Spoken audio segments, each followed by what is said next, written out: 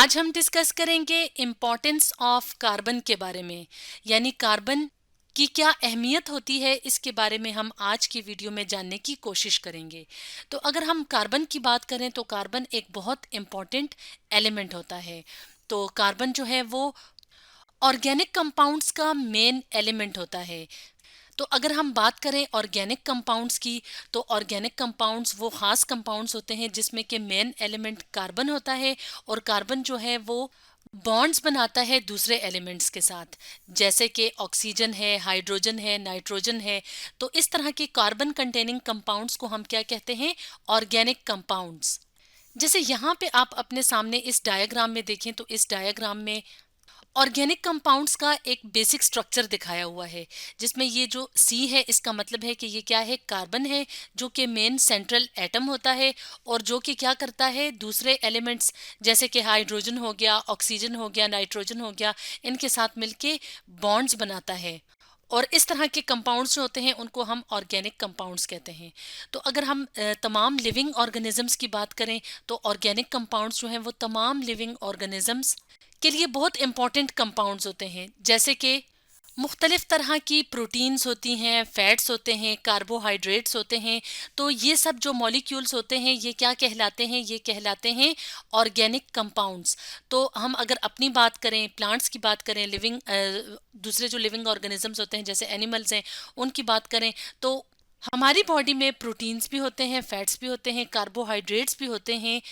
और यही जो कंपाउंड्स होते हैं जिन्हें हम ऑर्गेनिक कंपाउंड्स बनाते हैं, ये हमारे बॉडी के लिए बहुत ज़रूरी होते हैं, क्योंकि हम जानते हैं कि हमारी बॉडी का जो बेसिक यूनिट है वो सेल है।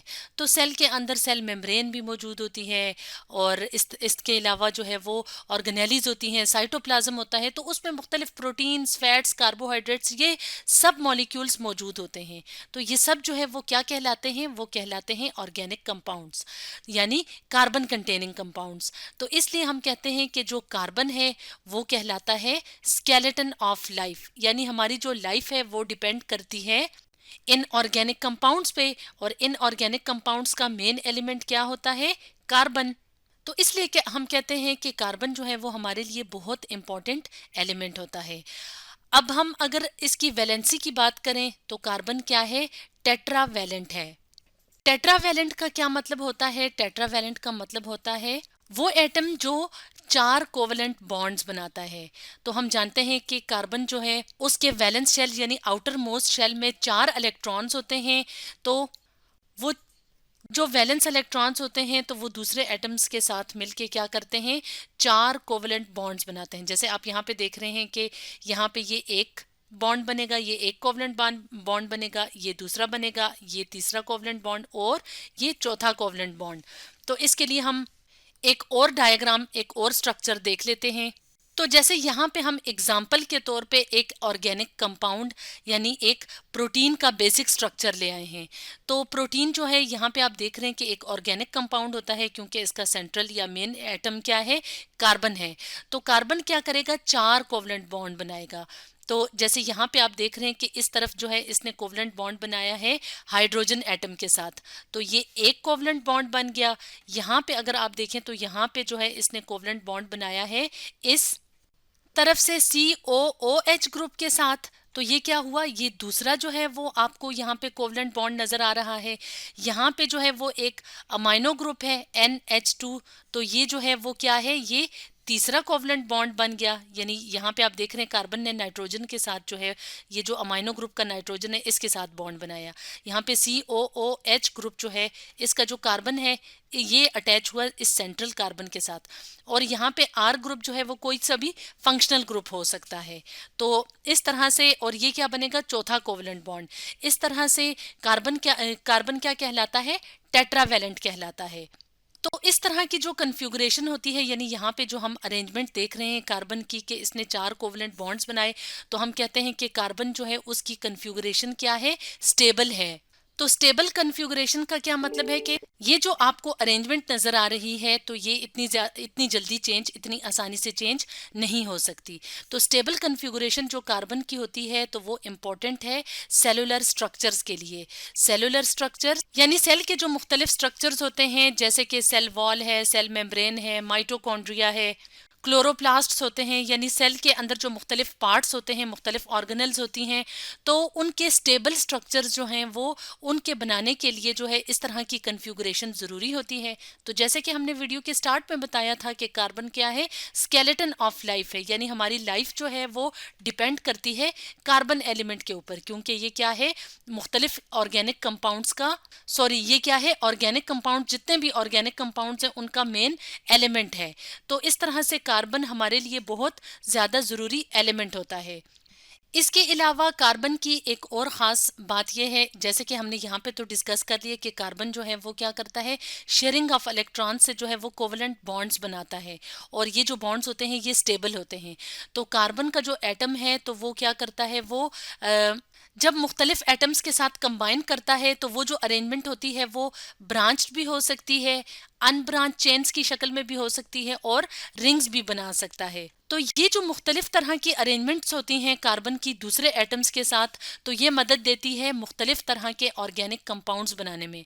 और हम जानते हैं कि मुख्तलिफ तरह के ऑर्गेनिक कंपाउंड्स क्या होते हैं, हमारी बॉडी के लिए बहुत ज़रूरी होते हैं, क्योंकि वही क्या करते हैं, हमारी बॉडी बनाते हैं। तो अब हम देखेंगे कि ब्रांच्ड चेन किसे कहते हैं, अनब्रांच चेन्स किसे कहते हैं, और रिंग्स किसे कहते हैं। तो सबसे पहले हम देखेंगे कि ब्रांच स्ट्रक्चर्स और अनब्रांच स्ट्रक्चर्स किस तरह के नज़र आते हैं और किस तरह से इसमें कार्बन जो है वो अपने आप को अरेंज करता है।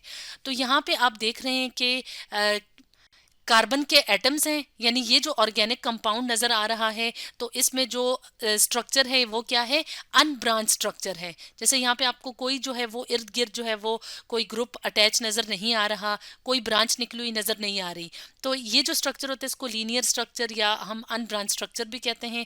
जैसे यहाँ पे कार्बन नंबर 1 है, ये कार्बन नंबर 2 है, ये कार्बन नंबर 3, कार्बन नंबर 4। अगर आप इस कार्बन को देखें तो इसने कितने बॉन्ड्स बनाए हुए हैं, 4, 1, 2, 3 और ये 4। ये कार्बन टू कार्बन बॉन्ड है, ये carbon to hydrogen, carbon to hydrogen, carbon to hydrogen. इसी तरह से ये जो कार्बन नंबर 2 है, यहाँ पे आप देखें तो इसने भी 4 ही बॉन्ड्स बनाए हुए हैं, हाइड्रोजन के साथ, हाइड्रोजन के साथ, इस तरफ से कार्बन C1 के साथ, इस तरफ से C3 के साथ। इसी तरह से ऐसे आप देखते जाएं तो ये क्या है, ये एक लीनियर सा स्ट्रक्चर है या अनब्रांच स्ट्रक्चर है। तो कार्बन जो है वो अपने आप को दूसरे एटम्स के साथ जब जो है वो अटैच करता है, या बॉन्ड बनाता है, तो वो इस तरह से लीनियर या अनब्रांच स्ट्रक्चर भी होता है और ब्रांच स्ट्रक्चर भी होता है। तो ब्रांच में आप देख रहे हैं कि ये कार्बन नंबर 1 है जिसने 4 बॉन्ड्स बनाए हुए हैं, ये कार्बन नंबर 2 है, कार्बन नंबर 3 है। तो अगर आप कार्बन नंबर 2 पे देखें तो यहाँ पे इसने क्या किया हुआ है, इसने इस ग्रुप के साथ बॉन्ड बनाया हुआ है, और इस ग्रुप के जो कार्बन ये वाला है इसको हमने नंबर दिया है कार्बन नंबर 4। यानी यहाँ पे ये जो लीनियर अरेंजमेंट थी, तो अगर आप उसको यहाँ पे ब्रांच स्ट्रक्चर में देखें तो ये जो CH3 ग्रुप है, CH3, ये 3 हाइड्रोजन अटैच हैं, तो ये कार्बन नंबर 2 के साथ अटैच हैं। तो इस तरह से ये स्ट्रक्चर कौन सा है, ब्रांच स्ट्रक्चर। इसी तरह से रिंग्ड स्ट्रक्चर कौन सा होता है, उसके लिए हम अपने सामने इस डायग्राम को ले आते हैं। तो ये जो है ये रिंग्ड स्ट्रक्चर है, यानी इसमें कार्बन जो है उसने दूसरे एटम्स के साथ बॉन्डिंग की हुई है, लेकिन अरेंजमेंट किस तरह की है, रिंग वाली।